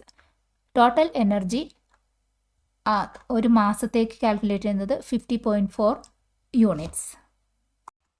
നെക്സ്റ്റ് ക്വസ്റ്റ്യൻ: ഇവിടെ 2 ഫിഗർ തന്നിട്ടുണ്ട്. കറണ്ട് ക്യാരിയിങ് സോളിനോയിഡ്സിൻ്റെ പിക്ചറാണ് തന്നിരിക്കുന്നത്. ഇതിൽ ഏത് ഫിഗറാണ് കറക്റ്റ് എന്ന് ഐഡൻറ്റിഫൈ ചെയ്യണം. അതിൻ്റെ ജസ്റ്റിഫിക്കേഷനും ചോദിച്ചിട്ടുണ്ട്. ഫിഗർ ബി ആണ് കറക്റ്റ്. കാരണം ഈ ഫിഗർ ബിയിൽ കറൻറ്റ് ഫ്ലോ ചെയ്യുന്നത് ഈ ഡയറക്ഷനിലാണ്. ഈ പോയിന്റിലെത്തുമ്പോൾ കറൻറ്റ് സോളിനോയിഡിൽ എൻറ്റർ ചെയ്യുന്നത് ക്ലോക്ക് വൈസിലാണ്. കറൻറ്റിൻ്റെ ഫ്ലോ സോളിനോയിഡിൽ ഈ കറൻറ്റ് ക്ലോക്ക് വൈസിൽ മൂവ് ചെയ്യുമ്പോൾ അവിടെ ഫോം ചെയ്യുന്ന പോള് സൗത്ത് പോളായിരിക്കും. അപ്പോൾ ഈ ഫിഗറിലാണ് അത് പോൾസ് കറക്റ്റായി മാർക്ക് ചെയ്തിരിക്കുന്നത്. ഫിഗർ എയിൽ എന്തുകൊണ്ടാണ് തെറ്റത്? ഇത് സെല്ലിൻ്റെ പോസിറ്റീവ് ഡയറക്ഷനിൽ നിന്ന് കറൻറ്റ് മൂവ് ചെയ്ത് ഈ പോയിന്റിലെത്തുമ്പോൾ ക്ലോക്ക് വൈസിൽ വരുമ്പോൾ ഇവിടെ സൗത്ത് പോൾ ആയിരിക്കണം, പക്ഷേ ഇത് നോർത്ത് പോൾ എന്ന് മാർക്ക് ചെയ്തതാണ് തെറ്റായിരിക്കുന്നത്. അപ്പോൾ ഫിഗർ ബി ആണ് കറക്റ്റ്. ഇനി നെക്സ്റ്റ് ചോദിച്ചിരിക്കുന്നത് write 2 or 3 methods to increase the magnetic strength of the current carrying solenoid. Current carrying സോളിനോയിഡിൻ്റെ മാഗ്നറ്റിക് സ്ട്രെങ്ത് കൂട്ടാനുള്ള മെത്തേഡ് പറയാനാണ് പറഞ്ഞിരിക്കുന്നത്. കറൻറ്റ് ക്യാരിയിങ് സോളിനോയിഡിൻ്റെ മാഗ്നറ്റിക് സ്ട്രെങ്ത് കൂട്ടാൻ വേണ്ടിയിട്ട് കറൻറ്റിൻ്റെ ഇൻറ്റൻസിറ്റി കൂട്ടുക, അതായത് കൂടുതൽ പവർഫുള്ളായിട്ടുള്ള എക്സ്റ്റേണൽ ആ സെല്ല് ഉപയോഗിച്ചിട്ട് കറൻറ്റ് കൂട്ടാൻ നോക്കുക. കറൻറ്റ് കൂടിയാൽ മാഗ്നറ്റിക് സ്ട്രെങ്ത് കൂടും. ഇനി increase the number of turns. ഈ സോളിനോയിഡിൻ്റെ നമ്പർ ഓഫ് ടേൺസ്, യൂണിറ്റ് ലെങ്തിലുള്ള നമ്പർ ഓഫ് ടേൺസ് കൂട്ടിയാലും ആ സോളിനോയിഡിൻ്റെ മാഗ്നറ്റിക് സ്ട്രെങ്ത് കൂട്ടാൻ പറ്റും. വേറൊരു method use soft iron core. ഈ സോളിനോയിഡിന് ഉള്ളിൽ ഒരു സോഫ്റ്റ് അയൺ കോർ ഉപയോഗിക്കുകയാണെന്നുണ്ടെങ്കിൽ സോളിനോയിഡിൻ്റെ മാഗ്നറ്റിക് സ്ട്രെങ്ത് കൂട്ടാൻ പറ്റും. നെക്സ്റ്റ് ഒരു തിയററ്റിക്കൽ ക്വസ്റ്റ്യൻ ആണ്. നമ്മളോട് പറഞ്ഞിരിക്കുന്നത് ഈ സ്ക്രൂ എന്നത് അത് ഒരു സിമിലർ ടു ഇൻക്ലൈൻഡ് പ്ലെയിൻ ആണ് എന്ന് പ്രൂവ് ചെയ്യാനാണ് പറഞ്ഞിരിക്കുന്നത്. നമ്മൾ ഇൻക്ലൈൻഡ് പ്ലെയിൻ നമ്മുടെ വർക്ക് ലോഡ് കുറയ്ക്കാൻ വേണ്ടിയിട്ട് നമ്മൾ ഉപയോഗിക്കുന്ന ഒരു ലിവറാണ് ഇൻക്ലൈൻഡ് പ്ലെയിൻ. അതുപോലെ സ്ക്രൂവും സിമിലർ ടു ഇൻക്ലൈൻഡ് പ്ലെയിൻ ആയതുകൊണ്ടാണ് നമുക്ക് കുറച്ചുകൂടി ഹെൽപ്ഫുള്ളായിരിക്കും സ്ക്രൂ നമുക്ക് ഉപയോഗത്തിൽ എടുക്കുന്നത്. ഇത് ഇൻക്ലൈൻഡ് പ്ലെയിന് സിമിലർ തന്നെയാണ് സ്ക്രൂ എന്ന് പ്രൂവ് ചെയ്യാൻ വേണ്ടിയിട്ട് നമുക്ക് ആദ്യം ഒരു റൈറ്റ് ട്രയാങ്കിൾ ഷേപ്പിലുള്ള പീസ് ഓഫ് പേപ്പർ എടുക്കുക. ഈ ഹൈപ്പോട്ന്യൂസ് കളർ ചെയ്യുക. എന്നിട്ട് അത് ഒരു പെൻസിലിന് ചുറ്റും ഇതേമാതിരി ഇങ്ങനെ ചുറ്റുക. അപ്പോൾ അന്നേരം എന്താ ഒബ്സർവ് ചെയ്യുന്നതെന്ന് വെച്ചാൽ ഈ ഹൈപ്പോട്ന്യൂസ് ലെങ്താണ് ഈ സ്ക്രൂവിൻ്റെ ത്രെഡ് ആയിട്ട് മാറുന്നത്. ഇൻക്ലൈൻഡ് പ്ലെയിൻ എങ്ങനെയാണോ നമ്മുടെ വർക്ക് ലോഡിനെ കുറയ്ക്കാൻ ഹെൽപ്ഫുൾ ആകുന്നത്, സിമിലർ വേയിൽ തന്നെ ഈ സ്ക്രൂവിൻ്റെ ത്രെഡും നമ്മുടെ വർക്ക് ലോഡ് കുറയ്ക്കുകയാണ് ചെയ്യുന്നത് സ്ക്രൂവിൻ്റെ കേസിൽ.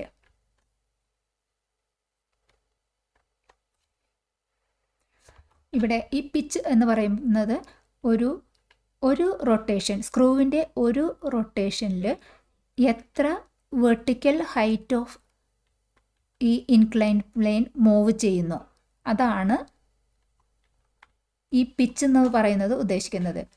Pitch of the screw corresponds to the vertical rise of the inclined plane in one full rotation. ഒരു ഫുൾ റൊട്ടേഷൻ സ്ക്രൂ തിരിയുമ്പോൾ ഈ വെർട്ടിക്കൽ ഡിസ്റ്റൻസ് എത്ര കൂടുന്നു എന്നുള്ളതാണ് അതിൻ്റെ പിച്ച് എന്ന് പറയുന്നത്. ഈ ഇൻക്ലൈൻഡ് പ്ലെയിനിൽ എത്ര മൂവ് ചെയ്യുന്നു, അപ്പോൾ എത്ര പിച്ച്, ഈ വെർട്ടിക്കൽ ഹൈറ്റ് എത്ര കൂടുന്നു എന്നുള്ളത് ആ പിച്ച് കാണിക്കും. അപ്പോൾ ഈ inclined plane similar to screw ആണ്. അത് നമ്മൾ ഈ ഒരു എക്സ്പെരിമെൻ്റ് വെച്ചിട്ട് പ്രൂവ് ചെയ്യും. Subscribe to this channel for more videos like this. Section D, ഇത് 4 മാർക്ക് ക്വസ്റ്റ്യൻസ് ആണ്. ഇവിടെ ഒരു ഗ്രാഫ് വന്നിട്ടുണ്ട്. ഇത് ഒരു ജനറേറ്ററിൻ്റെ ആർമേച്ചറിൽ ഇൻഡ്യൂസ് ചെയ്യപ്പെട്ട കറൻറ്റിൻ്റെ ഗ്രാഫാണ്.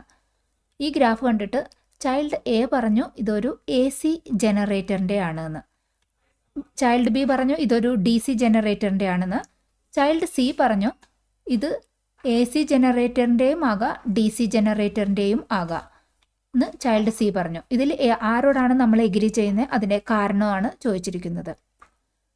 ഈ ഗ്രാഫ് ഇതൊരു പോസിറ്റീവും നെഗറ്റീവും ഡയറക്ഷൻ ഉണ്ട്, ഓൾട്ടർനേറ്റിംഗ് ആണ്. ഇത് നമ്മൾ ചൈൽഡ് സി പറയുന്നതിനോടാണ് എഗ്രി ചെയ്യേണ്ടത്. കാരണം ജനറേറ്ററിൽ പ്രൊഡ്യൂസ് ചെയ്യുന്ന കറൻറ്റ് എപ്പോഴും ആർമേച്ചറിൽ ഇൻഡ്യൂസ് ചെയ്യുന്ന കറൻറ്റ് എന്തായാലും ഓൾട്ടർനേറ്റിംഗ് കറൻറ്റ് തന്നെയായിരിക്കും. ഇനി അത് AC ജനറേറ്റർ ആയാലും DC ജനറേറ്റർ ആയാലും.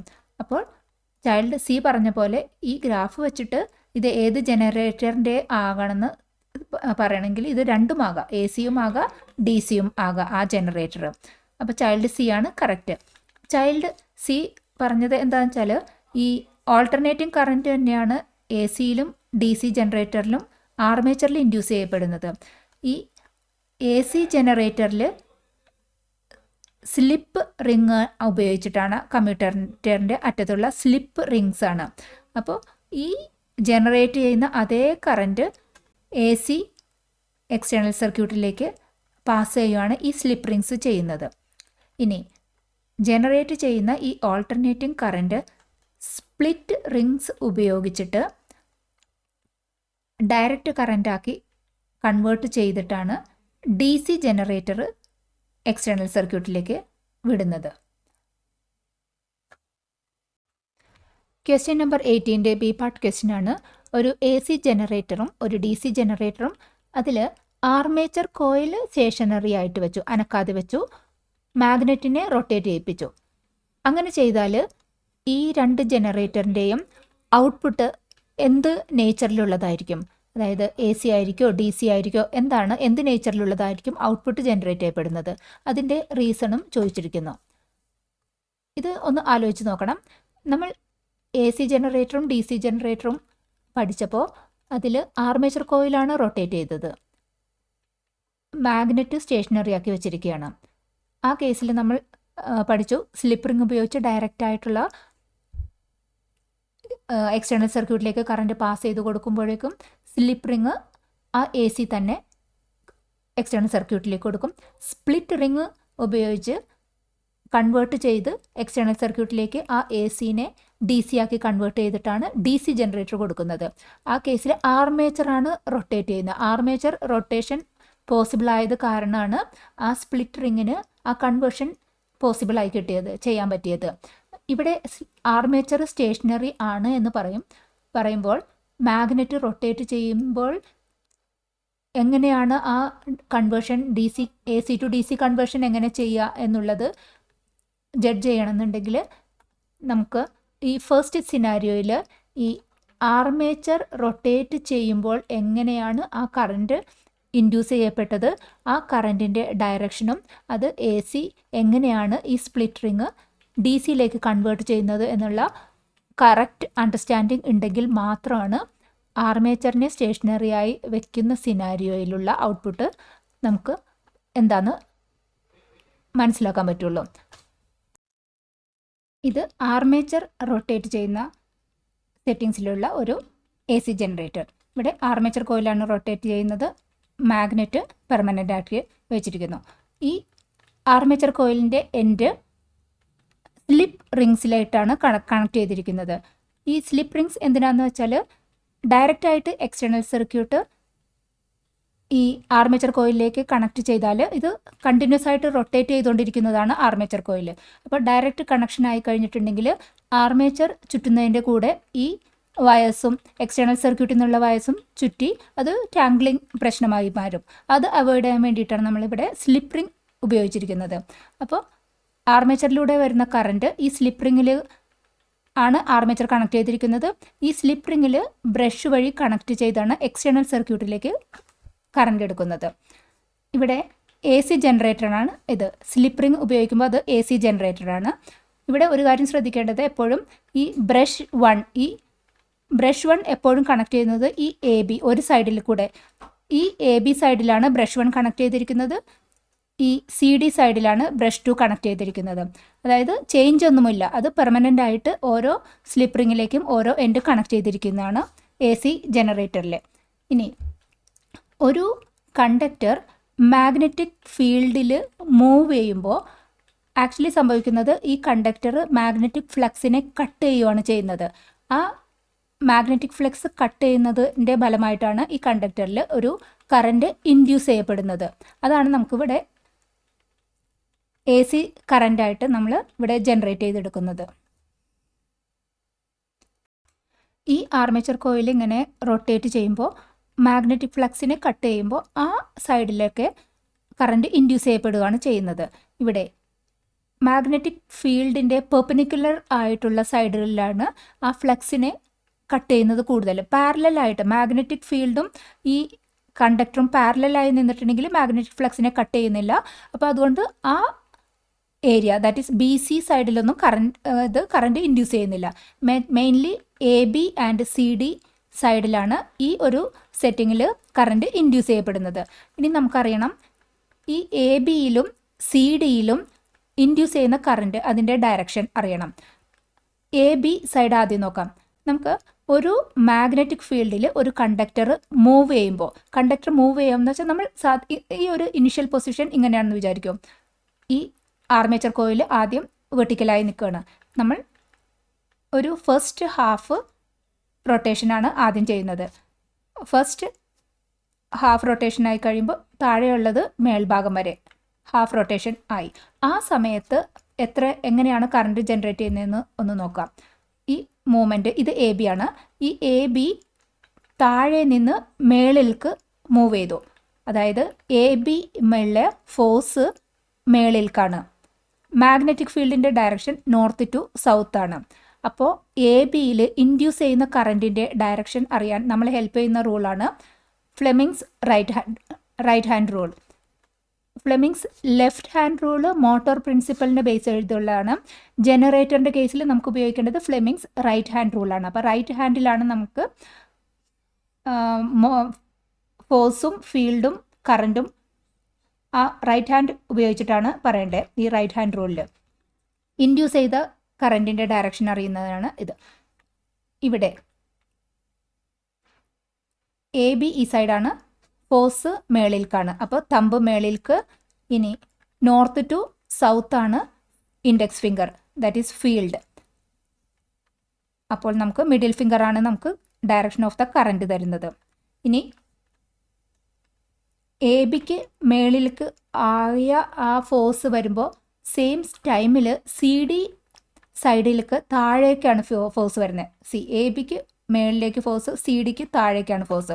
അപ്പോൾ CDയുടെ ഫോഴ്സ് താഴേക്ക് എന്ന് പറയുമ്പോൾ നമ്മൾ തമ്പ് താഴേക്ക് വെച്ചിട്ട് നോക്കിയാൽ ഇപ്പോൾ ഈ ഡയറക്ഷനിൽ കാണിച്ചിരിക്കുന്ന കറണ്ട് CDയുടെ കേസിൽ വരുമ്പോൾ ബാക്ക്വേർഡിലേക്കായിരിക്കും, അതായത് ഓപ്പോസിറ്റ് ഡയറക്ഷനിലായിരിക്കും കറണ്ട്. സോ ഒരു ഹാഫ് റൊട്ടേഷൻ നടക്കുമ്പോൾ AB ആ കോയിലിൽ വരുന്ന കറണ്ട് ഇപ്പോൾ ഈ ഡയറക്ഷനിൽ മേളിലേക്കുള്ള ഡയറക്ഷൻ ആണെങ്കിൽ CDയിൽ വരുന്ന കറണ്ട് അതിൻ്റെ ഓപ്പോസിറ്റ് ഡയറക്ഷൻ, അതായത് താഴേക്കായിരിക്കും. അതായത് ഈ ഒരു ഹാഫ് റൊട്ടേഷനാണ് ഇപ്പോൾ നടത്തിയിരിക്കുന്നത്. അപ്പോൾ ഈ കറണ്ട് മേളിലേക്ക്, CDയിലെ കറണ്ട് താഴേക്ക്. അപ്പോൾ ഈ എക്സ്റ്റേണൽ സർക്യൂട്ടിലുള്ള കറണ്ട് എങ്ങനെയായിരിക്കും? ABCD എന്ന് വന്ന് ഈ സ്ലിപ്പ് റിംഗ് B2ൽ കൂടെ വന്നു, എക്സ്റ്റേണൽ സർക്യൂട്ടിൽ കൂടെ വന്നു, വീണ്ടും ഈ ബ്രഷ് 1 ഈ സ്ലിപ്പ് റിംഗ് 1ൽ വന്ന് വീണ്ടും വന്നു. കാരണം ഇവിടെ ഈ കറണ്ട് മേളിലേക്കും ഈ കറണ്ട് താഴേക്കുമാണ്. അപ്പോൾ ഈ ഒരു ഹാഫ് സൈക്കിൾ ഒരു ഡയറക്റ്റ് കറണ്ടിൻ്റെ ഒരു ഡയറക്ഷൻ ചേഞ്ച് ഒന്നും ഇല്ലാതെ ഡയറക്റ്റ് കറണ്ടിൻ്റെ അതേ ഇഫക്റ്റിൽ ഇവിടെ കംപ്ലീറ്റ് ചെയ്തു. ഈ ഒരു ഹാഫ് റൊട്ടേഷൻ കംപ്ലീറ്റ് ചെയ്തപ്പോൾ ഇപ്പോൾ ആർമേച്ചർ കോയിൽ വെർട്ടിക്കൽ പൊസിഷനിലായി.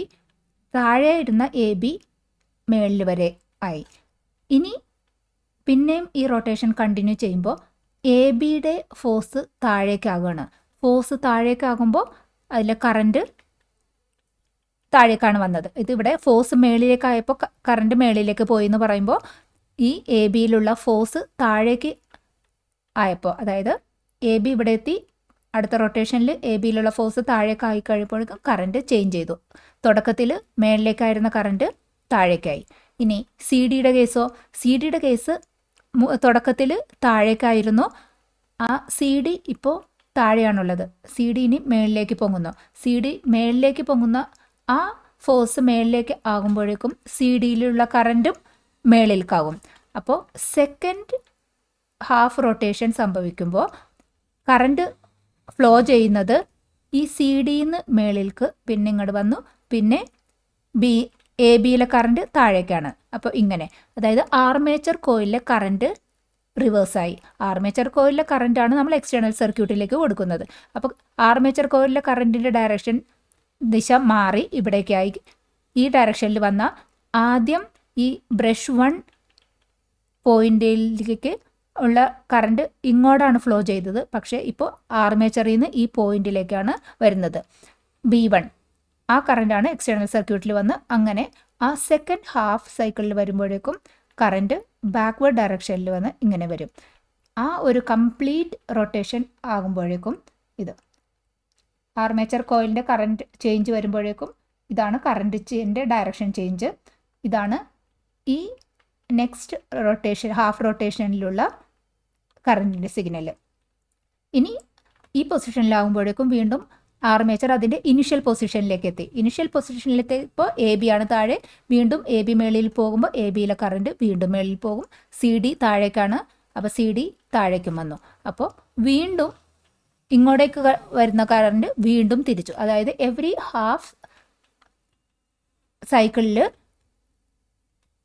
ഈ ആർമേച്ചർ കറണ്ടിൻ്റെ ഡയറക്ഷൻ അങ്ങോട്ടും ഇങ്ങോട്ടും മാറി. അതുകൊണ്ടാണ് ആർമേച്ചർ കറണ്ടിലെ ആ കറണ്ട് നമ്മൾ ഓൾട്ടർനേറ്റിംഗ് കറണ്ട് ജനറേറ്റ് ചെയ്തു എന്ന് പറഞ്ഞത്. ഇനി DC ജനറേറ്ററിൽ വരുമ്പോഴേക്കും ഈ ഡയറക്ഷൻ ചേഞ്ച് കറണ്ടിൻ്റെ ഈ ഡയറക്ഷൻ ചേഞ്ച് എക്സ്റ്റേണൽ സർക്യൂട്ടിലേക്ക് വരാതെ സപ്രസ് ചെയ്യുന്നത് ഈ സ്പ്ലിറ്റ് റിങ്സ് ആണ്. ഈ റൊട്ടേറ്റിംഗ് ആർമേച്ചർ കോയിലിൻ്റെ 2 എൻഡിലും ഹാഫ് സർക്കിൾസ് ആയിട്ട് ഈ സ്പ്ലിറ്റ് റിങ്സ് ഉണ്ട്. ഈ സ്പ്ലിറ്റ് റിങ്സ് ആണ് നമുക്ക് AC-നെ DC ആയി കൺവേർട്ട് ചെയ്യാൻ ഹെൽപ്പ് ചെയ്യുന്നത്. അത് എങ്ങനെയെന്ന് വെച്ചാൽ ഈ AC-യുടെ ഔട്ട്പുട്ടും DC-യുടെ ഔട്ട്പുട്ടും ഫസ്റ്റ് ഹാഫ് സൈക്കിളിൽ ഓക്കെ സെയിം തിങ് തന്നെ. AB ഡയറക്ഷൻ കറണ്ട് ഇങ്ങോട്ടേക്ക്, CD കറണ്ട് താഴേക്ക്, ഒരു കംപ്ലീറ്റ് ഒരു ക്ലോക്ക് വൈസിൽ റൊട്ടേഷൻ നടന്നു. അപ്പോൾ ഈ ഭാഗം കംപ്ലീറ്റ് ആയി. ഇനി ഈ റൊട്ടേറ്റ് ചെയ്ത് ഈ വെർട്ടിക്കൽ പൊസിഷനിൽ AB മേളിൽ വന്ന ഈ സ്ഥലത്ത് വെച്ചിട്ടാണ് ഇനി അടുത്ത റൊട്ടേഷൻ വരുമ്പോഴാണ് ഡയറക്ഷൻ ചേഞ്ച് ചെയ്യുന്നത്. ആ ചേഞ്ച് ചെയ്യുന്ന ഡയറക്ഷൻ ഉള്ള ആ കറണ്ട് എക്സ്റ്റേണൽ സർക്യൂട്ടിലേക്ക് വരാതിരിക്കാൻ വേണ്ടിയിട്ടാണ് ഈ സ്പ്ലിറ്റ് റിംഗ് ഹെൽപ്പ് ചെയ്യുന്നത്.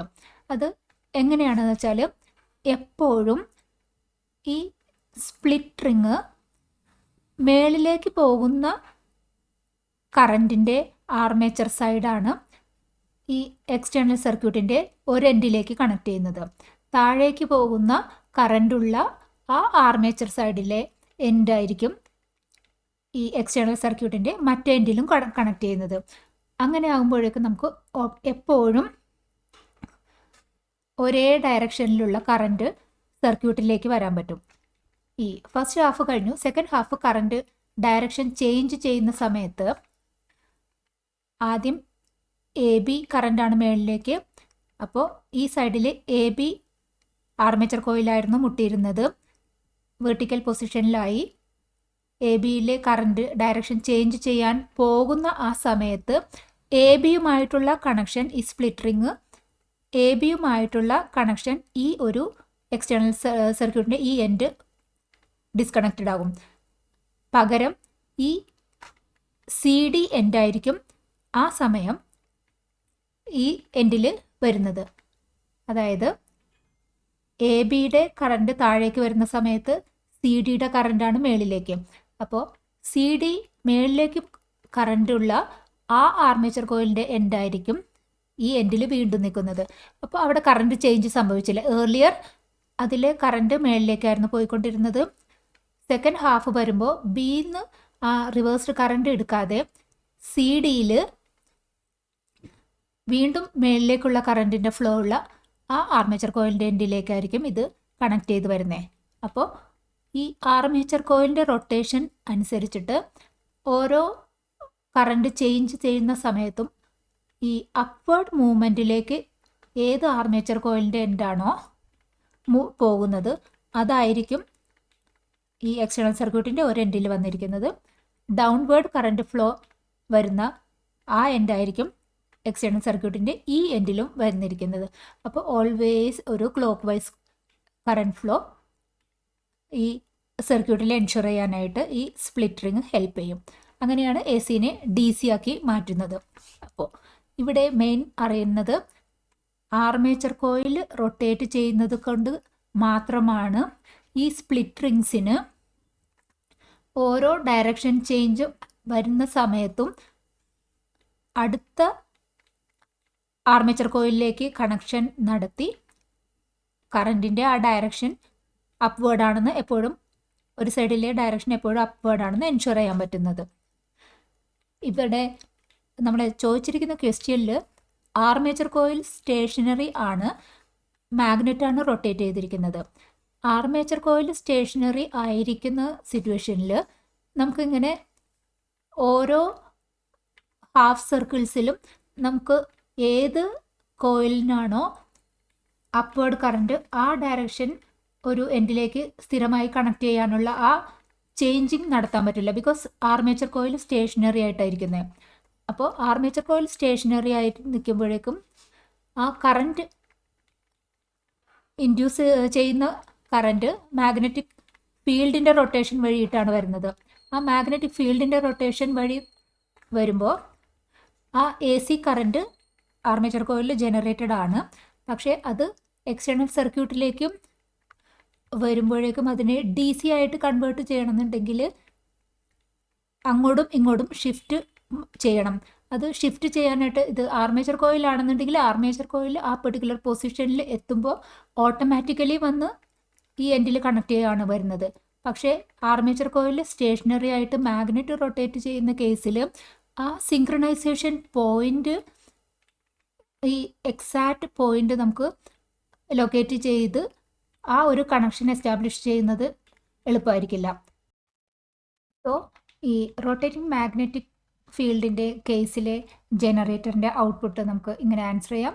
Output nature A C generator ആണെങ്കിൽ rotating magnet with slip ring A C output കിട്ടും.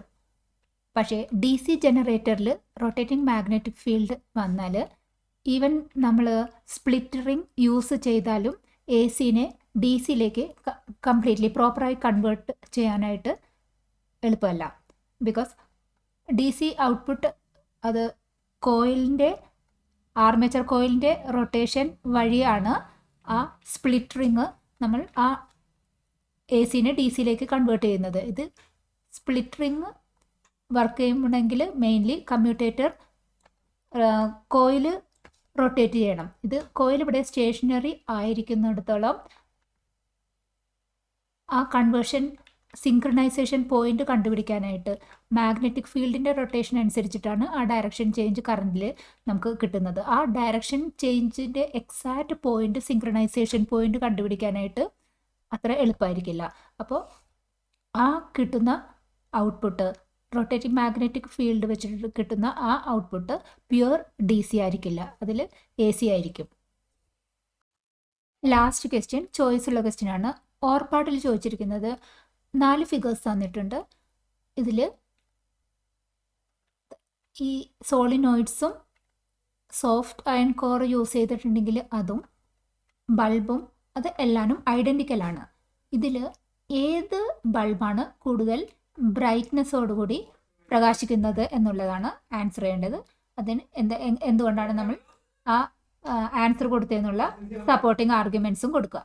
ഇനി ഈ ഫിഗേഴ്സ് അനലൈസ് ചെയ്തു. ഇവിടെ ഡി സി ആണ് സോഴ്സ്, കോറയണൊന്നുമില്ല, സോളിനോയിഡ് മാത്രമേ ഉള്ളൂ.